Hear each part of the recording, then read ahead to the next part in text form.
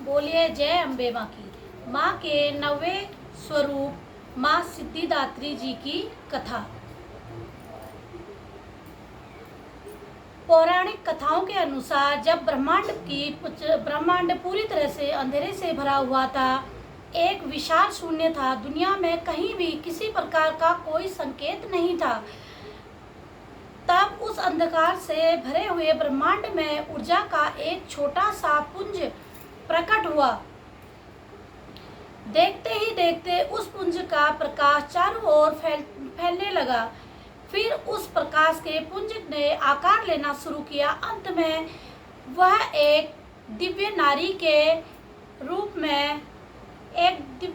नारी के आकार में विस्तृत होकर रुक गया। वह प्रकाश पुंज देवी महाशक्ति के अलावा कोई और नहीं था।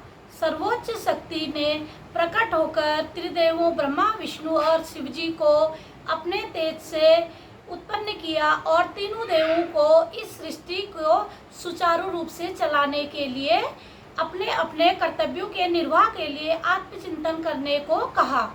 देवी के कथनानुसार तीनों देव आत्मचिंतन करते हुए जगत जननी से मार्गदर्शन हेतु कई युगों तक तपस्या में लीन हो गए। अंततः उनकी तपस्या से प्रसन्न होकर महाशक्ति माँ सिद्धिदात्री के रूप में प्रकट हुई।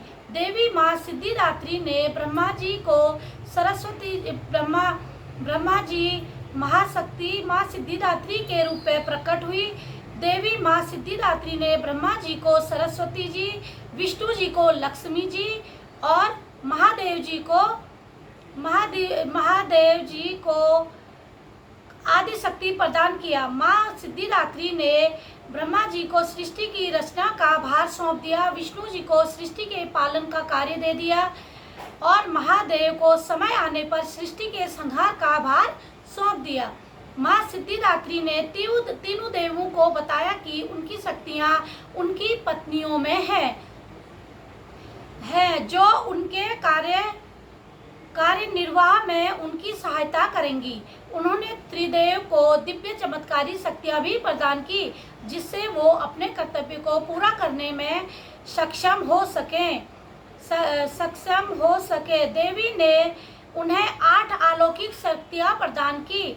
इस तरह दो भागों में नर एवं नारी, उन्हें 8 नारी, देव, दानव, पशु, पक्षी, पेड़ पौधे तथा दुनिया की कई प्रजातियों का जन्म हुआ। आकाश असंख्य तारों, आकाश गंगाओं और नक्षत्रों में जगमग हो उठा।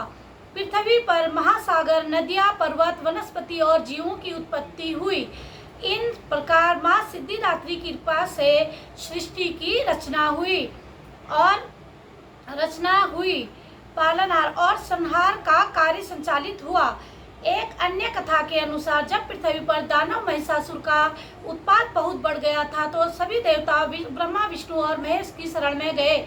तत्पश्चात सभी देवों ने तेज से माता सिद्धिदात्री को प्रकट किया और माँ सिद्धिदात्री ने माँ दुर्गा का रूप धारण करके महिषासुर का अंत किया और पूरी सृष्टि को महिषासुर के विनाश से बचाया और सृष्टि को वापस से सृष्टि की रक्षा की। बोले माँ सिद्धिदात्री की जय।